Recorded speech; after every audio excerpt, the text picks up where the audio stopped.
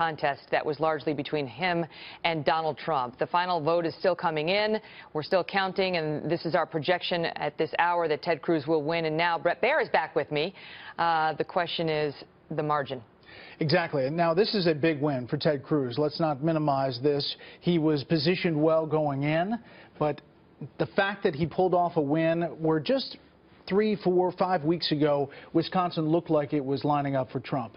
Now we're looking at the margin. Right now, the spread, as you look at the raw vote total coming in, is huge, but that will narrow according to our Fox News decision desk. The numbers are basically meaningless that are on the board right now. Right now, as they're coming in. But listen, as the night goes on, if Ted Cruz gets upwards of 48, 49%, he's going to get the state winning delegates, and then you look at each congressional district, he could box Trump out of a lot of delegates, the 42 that are on the table right now. Because it's now coming down to the point, I thought Tucker hit it on the head when he said what's at stake tonight is whether there's a contested convention.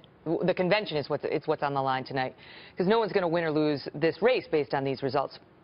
But every delegate that Cruz can deprive Trump of makes that last stretch over the finish line more difficult for Donald Trump. And even though he's expected to win big in New York, there's a question about how he'll do in Indiana, how he'll do in California. So he wants every last delegate. It's all about the math, 1237. And even in New York, which is the next contest 2 weeks from tonight, if Trump doesn't get to 50%, all of the congressional districts split in New York, and the 95 delegates there get divvied up among the candidates. You're talking Trump and Cruz and Kasich. And again, it's a breakdown of math. You suddenly look at California, June 7th, and that will be the deciding factor in this race. In which Ted Cruz is well organized and has been fighting now for months. I mean, he's been looking at that June 7th date, understanding its potential significance.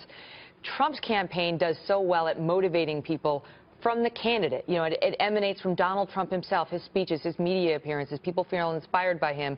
Many of the Republicans do.